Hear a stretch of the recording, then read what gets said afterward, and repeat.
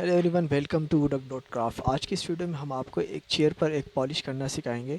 और सबसे पहले आप देख सकते हैं कि ये वाला चेयर है। सबसे पहले हम इस पर रिगमाल कर रहे हैं, यानी इसका जो बेस है वो चिकना करेंगे, बनाएंगे, ताकि जहाँ कहीं भी गड्ढे वड्ढे हों, जो भी इधर उधर टेढ़ा वेढ़ा हो, जो भी हो सारा सीधा करेंगे।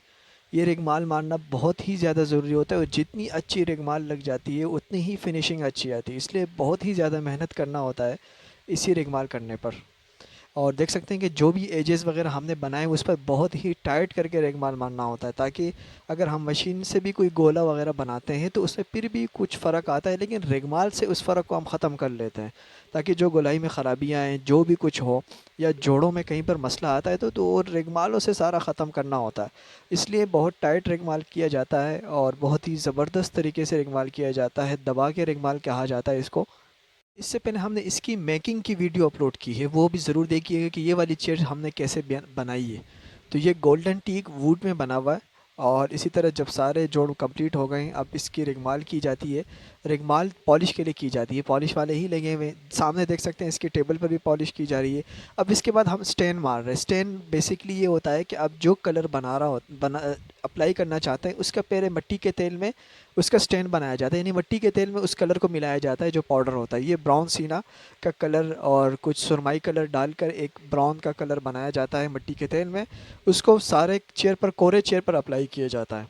उस पर जैसे ही अप्लाई किया जाता है तो उससे क्या होता है कि चेयर्स की जो लास्ट वाला लुक होता है उसका तकरीबन मिलता जुलता एक लुक हमारे सामने आ जाता है। तो उसमें क्या होता है कि फिर जब ये स्टैंड लग जाता है ना, तो हमें फिर पता ये चलता है कि भाई हमें कहाँ पे लाफी करनी होती है। तो इसलिए ये स्टैंड करना और फिर उसके बाद लाफी की जाती है। सबसे पहले रिकमाल किया, उसके बाद ये स्टैंड मारा। स्टैंड मैंने आपको बताया किस चीज़ में बनता है, और मिट्टी के तेल में बनता है। वैसे अगर दाने की पॉलिश होती है तो दाने में भी बनाया जाता है। अब जैसे ये सारा स्टैंड कंप्लीट हो जाएगा, फिर हम लाफी चेक करेंगे, लाफी देखेंगे कि जहाँ जहाँ लाफी की हमें ज़रूरत होती है। लाफी बेसिकली ये एक पाउडर होता है, वाइट कलर का चौक कहलाता है उसको। उस चौक में गिलू और पानी मिक्स करके और ये वाला कलर मिक्स करके ब्राउन सीना, ताकि ब्राउन लाफी बनाई जाए। ये देख सकते हैं ये लाफी अब हम अप्लाई कर रहे हैं जहाँ पर जोड़ है। कहीं पर हमारी लकड़ी में अगर कहीं पर नुक्स नज़र आ रहे हैं, यानी गड्ढा सा थोड़ा सा मामूली सा नज़र आ रहा है, कहीं से अगर हमें चिकना चाहिए होता है तो वहाँ पर हम लाफी करते हैं। देखिए अक्सर ज़्यादातर जोड़ों पर किया जाता है और जहाँ पर एजेस है उस पर किया जाता है। वजह ये है कि एजेस चूँकि बड़े नाजुक होते हैं, कहीं पर लग भी जाते हैं, तो इसलिए कोरे के बाद हमने जब स्टैंड मारा फिर उसके बाद हम चेक कर रहे हैं। लाफी जहाँ ज़रूरत होती है वहाँ लाफी करना बहुत ज़रूरी होता है, ताकि हमारी जो भी चीज़ बन रही है तो वो बिल्कुल फिनिशिंग उसकी अच्छी आए और बिल्कुल सीधा वो लगे। ये नहीं है कि कहीं से टेढ़ा नज़र आए, कहीं से उसके गड्ढे नज़र आए। क्योंकि जोड़ों में कीलें भी लगी होती है, तो उन कीलों को छुपाने के लिए उन कीलों को दबाया जाता है, फिर उसके बाद उस पर लाफी भी भरी जाती है। तो देख सकते हैं जहाँ पर जोड़ है वहीं पर ही लाफी सबसे ज़्यादा भरी जाती है और उन्हीं जगहों को देखा जाता है। अब जैसे ही ये सारी लापी कंप्लीट हो जाएगी, फिर उसके बाद हमने क्या करना है, इस पर दोबारा से रिगमाल किया जाता है, ताकि जहाँ पर लापी हो जाए तो लापी की कटाई कहते हैं उसको। तो ये देख सकते हैं अभी कटाई शुरू हो गई। सबसे पहले क्या था कि सीधा रिगमाल मारना था कोरे पे। उसके बाद स्टैंड था, स्टैंड के बाद लाफी लाई। अब लाफी के बाद लाफी की कटाई की जा रही है, इसको कटिंग का रिगमाल कहते हैं। देख सकते हैं जहाँ पर लाफी भरी, बल्कि सारे चेयर्स पर रिगमाल किया जाता है, ताकि जहाँ जहाँ लापी हो वो भी प्लेन हो जाए, और जहाँ पर रिगमाल अगर कसर रह जाते हो कोरे में तो वो भी यहाँ पर पूरा हो जाता है। तो देख सकते हैं सब इस तरह ये ब्राउन चेयर है हमारी। लेकिन जब जैसे लाफी के बाद इस पर जब रिगमाल किया गया तो ये बिल्कुल वाइट हो गई थी। अब दोबारा इस पर स्टैंड मारा जाता है। स्टैंड वही मिट्टी के तेल में बनाया हुआ स्टैंड है। ये देख सकते हैं ये हमने जो पॉलिश में बनाया हुआ है, ये ब्राउन सीने कलर डाला जा रहा है, देखें, यानी हम कलर को और डार्क कर रहे हैं। उसके बाद ये ऑरेंज का कलर डाला जाता है, ये वाला कलर डालकर फिर इसी तरह जो दूसरा कलर है वो डालकर फिर मिट्टी का तेल मिलकर उसको सही तरह से हल किया जाएगा। इस तरह आप देख सकते हैं हमारी फाइनल जो लुक है हमारे कलर का वो ये होगा जो अभी आपको नज़र आ रहा है। तो इसलिए हम दूसरा स्टैंड डाल रहे हैं फाइनल वाला। ये फाइनल हो चुका है कस्टमर की तरफ से कि भाई ये वाला कलर ही डलेगा। तो इसलिए कलर बनने के बाद कस्टमर को दिखाया जाता है कि भाई ये वाला लुक नज़र आएगा, या उन्होंने कोई सैंपल दिया हो तो उस सैंपल से मिलता जुलता कलर यहाँ पर बनाया जाता है। जब ये वाला स्टैंड डल चुका है उसके बाद दोबारा लाफी चेकिंग होती है। लापी दो मरतबा इसलिए लगती है कि पहले दफ़ा में तो सारे गड्ढे वड्ढे भर गए।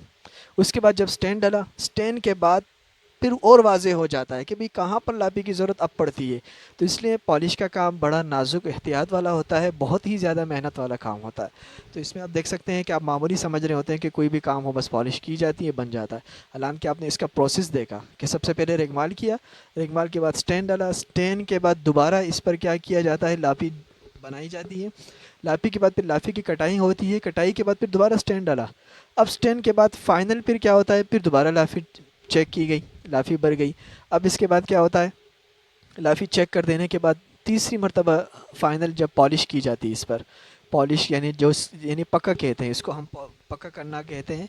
ये पक्का करना कई तरीक़ों से होता है। एक तो ये होता है कि आपके जो चंद्रस होता है उसमें आप कलर डालकर या उसी चंद्रस से ही आप पक्का करना शुरू कर दें, सबसे लो क्वालिटी पॉलिश ये होती है। उसके बाद आता है स्लेकर सीलर की पॉलिश, यानी आप गन से जब फुहार मारता है, जब कंप्लीट हो जाता है यानी ये कलर फाइनल है। अब उसके बाद जब इसको पक्का किया जाता है तो ये गन में यानी जो एयर कंप्रेसर होता है उसी में लेकर सीलर को जोड़ी मिक्स करके या सिर्फ लेकर डालकर उसको फुहार मारते हैं कलर को पक्का करने के लिए। आप देख सकते हैं ये हाथ से कलर पक्का किया जाता है, और इसको आप हाथ से भी कर सकते हैं। अगर आपके पास स्प्रे कंप्रेसर ना हो तो आप इसको हाथ से भी पक्का कर सकते हैं। ये देख सकते हैं हमारा हाथ से ही सीलर लेकर के ज़रिए इसको कलर को पक्का किया जा रहा है, इसमें शाइनिंग लाई जाती है और ये कलर पक्का किया जा रहा है, यानी ये कलर फाइनल हो चुका है।